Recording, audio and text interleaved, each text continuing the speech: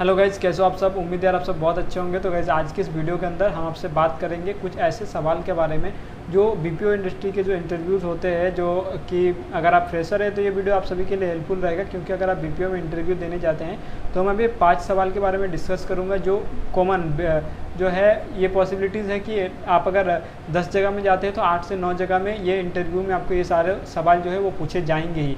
तो इन सभी सवालों को आपको तैयारी करके जाना है, तो ये आपको बहुत ज़्यादा हेल्प करेगा आपका इंटरव्यू जो है वो क्रैक करने में। तो हमारे लिस्ट में जो पहला सवाल है, जो आप सभी को शायद पता भी रहेगा कि आप कहीं भी इंटरव्यू देने के लिए जाते हैं, ना सिर्फ बीपीओ में, कोई भी इंडस्ट्री में आप इंटरव्यू देने के लिए जाते हैं तो tell me about yourself जो है वो आपको पूछा ही जाता है, मतलब आपको खुद के बारे में बताना पड़ता है। तो गाइस ध्यान रखिएगा, अगर आप हिंदी लैंग्वेज के लिए भी जा रहे हैं या किसी रीजनल लैंग्वेज के लिए भी जा रहे हैं तो tell me about yourself कम से कम आपको इंग्लिश में आना चाहिए। अगर आपको इंग्लिश एकदम से भी नहीं आता है तो कम से कम उसको आप याद करके जाइए, क्योंकि ये जो क्वेश्चन है ये कॉमन क्वेश्चन है, ये पूछा जाएगा ही।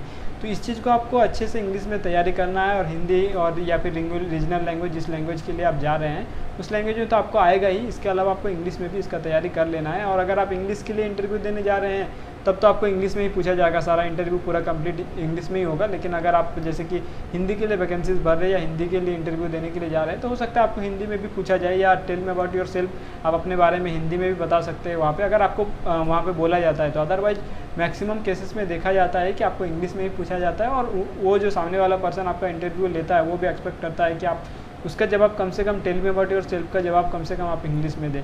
तो ये रहा हमारा लिस्ट का पहला सवाल, इसको आपको पूरे अच्छे तरीके से तैयार करके जाना है गाइज यहाँ पे।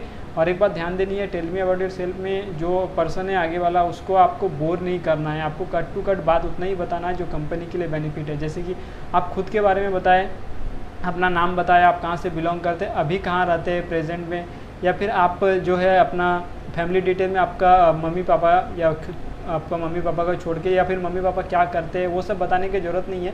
आप ये बोल सकते हैं apart from my parents I have 2 brothers, I have 1 brother in my family. इस तरह से मतलब आप बोल सकते हैं कि मेरे फैमिली में 5 मेंबर है, जिसमें मेरे मम्मी पापा और मेरे 2 भाई है। इस तरह से आप बोल सकते हैं। अदरवाइज आप बहुत सारे जो लोग होते हैं वो इस तरह से बोलते हैं कि my father is a businessman and my mother is a house wife. ये सारे चीज़ बोलने की यहाँ पे ज़रूरत नहीं है, क्योंकि कंपनी आपके पापा क्या करते हैं अगर पूछा जाता है तो आप बोलिए, नहीं तो फिर इस चीज़ का ज़रूरत नहीं है कि आपके पापा क्या करते हैं, आपके मम्मी हाउस वाइफ है या नहीं है। आप जिस चीज़ के लिए इंटरव्यू देने के लिए जा रहे हैं उसको आप अच्छे से प्रिपेयर कीजिए, क्योंकि आप जितना लंबा इंटरव्यू देंगे उतना ज़्यादा सवाल आपसे पूछा जाएगा और उतना ज़्यादा आप फंसने का चांसेस रहेगा। तो उसमें आपका जो नॉर्मल है अपने बारे में बताइए, आपका जो एजुकेशन बैकग्राउंड है वो बताना यहाँ पे ज़रूरी होता है। तो आपका जो क्वालिफिकेशन है वो क्वालिफिकेशन बताइए। क्वालिफिकेशन बताने के समय आप अगर आपका परसेंटेज अच्छा है, जैसे कि आपने 12th में 70% 80% मार्क्स लाया तो आप परसेंटेज बताइए। अगर आपका परसेंटेज उतना अच्छा नहीं है तो आप परसेंटेज वहाँ पे मत बताइए, सिर्फ अपना आप बता दीजिए I completed my ISC from CBSE board. और अगर आपका जो है परसेंटेज अच्छा है तो आप यहाँ पे ये भी जोड़ सकते हैं कि I completed my ISC from CBSE board with 78%। इस तरह से आप उसको इफेक्टिव बना सकते हैं। अपने जो tell me about yourself जो आपको जवाब देना है उसका आप इफेक्टिव बना सकते हैं। अगर आपका जो है स्कोर अच्छा है, रिजल्ट अच्छा है, तो आप वहाँ पे जो परसेंटेज आप जोड़ दीजिए। अगर रिजल्ट अच्छा नहीं है तो आप वहाँ पे परसेंटेज मत जोड़िए। और इसके बाद जो है आपको यहाँ पे ध्यान देने वाली बात जो है, जो कि आपका tell me about yourself से रिलेटेड ही होता है, यहाँ पे आपको एक चीज़ ध्यान में रखिएगा, जो आप हॉबी बताइएगा, जो भी हॉबी बताइएगा उसके बारे में आपको नॉलेज होना चाहिए, क्योंकि मैक्सिमम जो है केसेस में देखा जाता है कि जो भी आपका हॉबी रहता है उससे रिलेटेड क्वेश्चन होता ही है।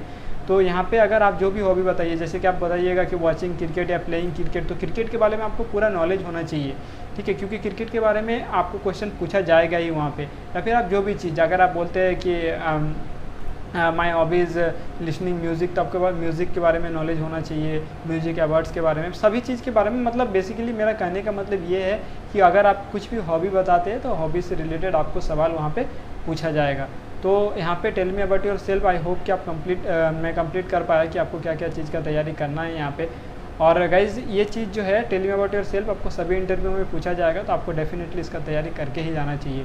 और जो इसके बाद जो है दूसरा सवाल आता है बीपीओ इंडस्ट्री में, वो ये होता है गाइज़ कि यहाँ पे आपको पूछा जाता है, अगर आप बीपीओ में जाते हैं तो आपको ये सवाल ज़रूर पूछा जाता है कि आप 24/7 के लिए कंफर्टेबल है या नहीं है। बहुत सारे बीपीओ में ऐसा भी होता है कि वहाँ पे 12 बजे तक ही काम होता है या 10 बजे तक ही काम होता है, लेकिन आपको पूछा जरूर जाता है कि आप 24/7 कंफर्टेबल है या नहीं है। तो अगर आप बीपीओ में इंटरव्यू देने के लिए जा रहे हैं तो आपको इसके लिए तैयार होकर जाना है। बाद में हो सकता है कि आप कंप्रोमाइज़ कर लें, बाद में हो सकता है आप अपने जो मैनेजर से या टीएल से उनको बोल के या उनसे जो है बोल के अपना जो शिफ्ट टाइमिंग है वो दिन में करवा सकते हैं। लेकिन वहाँ पे अगर आप इंटरव्यू में बोल देते कि मैं कंफर्टेबल नहीं हूँ, तो वहीं पे आपका सिलेक्शन जो है वो नहीं होगा, आपका जो वहाँ पे नेगेटिव इंप्रेशन आ जाएगा और मैं आपको गारंटी देता हूँ कि वहाँ पे आपका जो है सिलेक्शन नहीं होगा। तो आप में अगर जाते हैं तो 24/7 के लिए तो आपको तैयार होके ही जाना है। अगर आप 24/7 के लिए तैयार नहीं है तो आप बीपीओ इंडस्ट्री में मत जाइए, क्योंकि वहाँ पे ये जो है ये 24/7 काम होता है, तो हो सकता है आपको दिन में करना पड़े, रात में करना पड़े। और अगर आप करने के लिए कंफर्टेबल नहीं भी है तो कम से कम आपको इंटरव्यू क्रैक करने के लिए वहाँ पे तो बोलना पड़ेगा कि हाँ मैं कंफर्टेबल हूँ। उसके बाद आप हो सकता है बाद में मैनेजर को बोल के अपना जो शिफ्ट टाइमिंग है वो दिन में करवा सकते हैं। लेकिन अगर आप इंटरव्यू देने जा रहे हैं, वहाँ पे आपके पीछे अगर 10 वैकेंसीज़ है तो 100 लड़के लाइन पे लगे हुए हैं, तो इस सिचुएशन को देखते हुए अगर आप वहाँ पे बोल देते हैं कि नहीं मैं कंफर्टेबल नहीं हूँ, तो वहीं से आपको छाट दिया जाएगा। तो ये दूसरा सवाल, यहाँ पे आपको हमेशा पॉजिटिव आंसर ही देना है कि हाँ मैं 24/7 के लिए तैयार हूँ। इसके अलावा जो है तीसरा क्वेश्चन जो पूछा जाता है आपको, जो आपको हर जगह पूछा जाता है नॉर्मली, कि आपका जो है आप बीपीओ के बारे में क्या जानते हो और आपको मैं हायर क्यों करूं, ये जो सवाल है ये आपको पूछा जाता है नॉर्मली सभी जगह। तो बीपीओ के बारे में क्या जानते हैं आप, बीपीओ क्या चीज़ है, तो इसके बारे में देखिए आप अलग अलग तरह के जवाब दे सकते हैं। इसके बारे में ये भी जवाब दे सकते हैं कि बीपीओ एक इंडस्ट्री है जहाँ पे लोगों को कांटेक्ट किया जाता है या लोग हमें कांटेक्ट करते हैं हमारे जो प्रोडक्ट है उसके सर्विस से रिगार्डिंग। अगर सर्विस में कुछ प्रॉब्लम आती है तो उस रिगार्डिंग हम लोग यहाँ से हेल्प करते हैं, या कस्टमर हमें कॉल करते हैं हेल्प के लिए। तो इस तरह से आप समझा के बता सकते हैं बीपीओ जो है। ऐसा नहीं कि बीपीओ एक कॉल सेंटर है, तब फिर आपको बोलेगा कि कॉल सेंटर क्या होता है, तो आपको उस तरह का जवाब नहीं देना है कि उसमें से और सवाल निकले। आपको जवाब ऐसा देना है कि वहीं पे जो सवाल उन्होंने पूछा वहीं उसी आंसर में आपका एंड हो गया, जो आपने एक आंसर दिया उसी में एंड हो गया, उससे और कोई सवाल जो है वो नया सवाल नहीं आना चाहिए। अगर नया सवाल आएगा तो आप फंसते जाएंगे और फिर इंटरव्यू लंबा होगा और उसमें आपका जो चांसेस रहेगा ज़्यादा रहेगा छटने का। तो ये रहा आपका जो है तीसरा क्वेश्चन। यहाँ पे आपको ये पूछा ही जाता है सभी जगह कि मैं आपको हायर क्यों करूँ, या फिर ये पूछा जाएगा बीपीओ के बारे में क्या जानते हैं, तो बीपीओ के बारे में क्या जानते हैं मैंने आपको बता दिया। इसके बाद मैं आपको हायर क्यों करूँ, तो यहाँ पे आपका जो है अलग अलग तरीके का सबका आंसर होता है। लेकिन आप यहाँ पे ऐसा जवाब दीजिए जो कि जो सामने वाला पर्सन है उसको थोड़ा सा सुनने में अच्छा लगे। लाइक जैसे कि अगर मुझे क्या कोई पूछता है कि मैं आपको हायर क्यों करूं, तो उस सिचुएशन में आप ये जवाब दे सकते हैं कि ताकि मैं यहाँ पे आपको प्रूव कर सकूं, या कंपनी मैं खुद को प्रूव कर सकूं कि मैं इस कंपनी के लिए कितना बेटर हूँ। ऐसा नहीं कि मैं अपना जो है बेस्ट दूंगा कंपनी में, मैं बहुत ही हार्ड वर्किंग हूँ, ये हूँ वो हूँ। देखिए हार्ड वर्किंग है या नहीं है वो तो बाद में डिसाइड होगा, लेकिन यहाँ पे आपको जवाब ऐसा देना है कि जैसे कि अगर मैं किसी पर्सन को बोलता हूँ ताकि मैं खुद को प्रूव कर सकूँ कि मैं इस कंपनी के लिए बेस्ट हूँ, तो ये सुनने में थोड़ा सा अच्छा लगता है, क्योंकि अल्टीमेटली वो आपको जज तो उस समय कर नहीं सकता है कि आप क्या है क्या नहीं। हो सकता है आप वहाँ पर झूठ बोल रहे हो, तो आप कुछ इस तरह का वर्ड का यूज़ करो ताकि जो है अगला पर्सन मतलब जो आपका इंटरव्यू ले रहा है उसका इंप्रेशन पॉजिटिव हो। अगर आप इस तरह के सवाल का जवाब देते हैं तो डेफिनेटली इंप्रेशन कहीं ना कहीं पॉजिटिव होता है, तो आपका चांसेस जो है वो ज़्यादा रहता है। और अगर आप डायरेक्टली बोलेंगे कि मैं हार्ड वर्किंग हूँ, मैं पंचुअल हूँ, देखिए पंचुअल तो आपको होना पड़ेगा। अगर आप बीपीओ फील्ड में जाते हैं तो पंचुअल आपको होना पड़ेगा, नहीं तो अगर आप आज इंटरव्यू देके ज्वाइनिंग कर लेते तो हो सकता है कल आपको निकाल दिया जाए।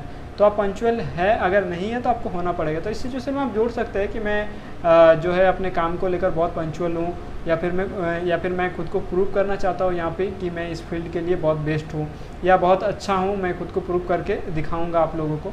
इस तरह का जवाब जो है आप दे सकते हैं ताकि अगले पर्सन को जो है थोड़ा सा अच्छा लगे, मोटिवेटेड फील हो, पॉजिटिव एनर्जी आपके अंदर से दिखे, तो आपका जो है सिलेक्शन होने का चांस जो है वो ज़्यादा रहता है। तो गाइज़ और एक जो है आखिरी सवाल जो है ये सभी इंटरव्यू में पूछा ही जाता है कि आपका जो है सैलरी एक्सपेक्टेशन क्या है।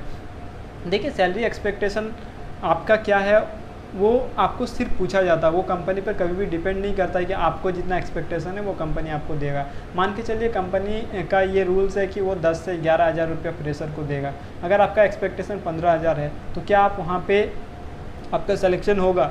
आप अगर बोल देंगे कि मेरा एक्सपेक्टेशन 15 हज़ार है तो डेफिनेटली आपका सिलेक्शन नहीं होगा, क्योंकि आपका एक्सपेक्टेशन 15 हज़ार है। तो आप अगर वो कंपनी 10 हज़ार से 11 हज़ार ही प्रोवाइड करती है तो आपको तो सिलेक्शन होगा नहीं। और आपको भी जबकि पता है कि वो कंपनी 10-11 हज़ार देती है तभी आप गए, क्योंकि आप जब भी जाते हैं तो आप थोड़ा सा तो इंक्वायरी करके ही जाते हैं। अगर इंक्वायरी करके नहीं भी जाते हैं तो आपको वहाँ पे अगर आपको वो इंटरव्यू क्रैक करना है तो आपको इस तरह का कुछ जवाब देना है, जैसे कि ये अगर मुझे पूछा जाता है कि आपका जो सैलरी एक्सपेक्टेशन क्या है, तो मैं यहाँ इसका जो सटीक आंसर है वो ये दे सकता हूँ कि मेरा सैलरी एक्सपेक्टेशन जो आपके कंपनी के हिसाब से सूटेबल हो वही है। आपका कंपनी जितनी प्रोवाइड करती है उतना ही मेरा सैलरी एक्सपेक्टेशन है। ऐसा नहीं है कि मेरा कुछ सैलरी एक्सपेक्टेशन नहीं है सर, जो आपका सैलरी स्ट्रक्चर है कंपनी के हिसाब से वही उसी में मैं कंफर्टेबल हूँ। मतलब कहने का मतलब ये है कि कंपनी जितना प्रोवाइड कर रही है, देखिए कंपनी अगर 10 बंदों को सिलेक्ट कर रही है, अगर 9 बंदों को अगर 15,000 दे रही है, तो 10वां अगर आप है तो आपको 15,000 क्यों नहीं देगी, डेफिनेटली देगी। यहाँ पे कोई सिचुएशन में ये देखा जाता है कि 500-1000 रुपये किसी को कम ज़्यादा मिलता है, वो डिपेंड अपॉन द इंटरव्यू और एक्सपीरियंस भी होता है बहुत बार।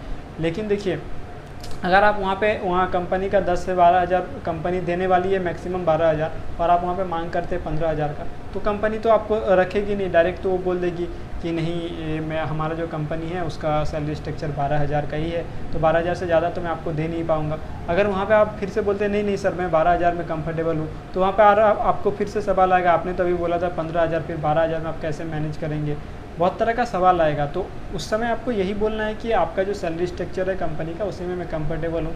तो वहाँ पे अगर कंपनी का सैलरी स्ट्रक्चर मान के चलिए 12,000 है, तो आपको बोल दिया जाएगा कि देखिए हमारा कंपनी का सैलरी स्ट्रक्चर जो है वो 12,000 है, तो क्या आप 12,000 में काम करने के लिए तैयार है। तो आप उस समय सोच के बोल सकते हैं कि हाँ सर मैं तैयार हूँ या नहीं हूँ। अगर आप कंफर्टेबल है ही नहीं, आप कर ही नहीं सकते, तो वहाँ पे आप मना कर सकते हैं। तो लास्ट सिचुएशन में आप जाके मना कर सकते हैं। लेकिन अगर आप पहले ही बोल देंगे कि मेरा एक्सपेक्टेशन इतना है, या फिर मेरा एक्सपेक्टेशन जो है 15 से 20,000 है, लेकिन कंपनी आपको 14,000 ही प्रोवाइड करती है, 15,000 प्रोवाइड नहीं करती है, तो फिर वहाँ पे कंपनी जो इंटरव्यूअर है उनके दिमाग में एक नेगेटिव थॉट आएगा, तो फिर हो सकता है वहाँ पे आपका सिलेक्शन ना हो।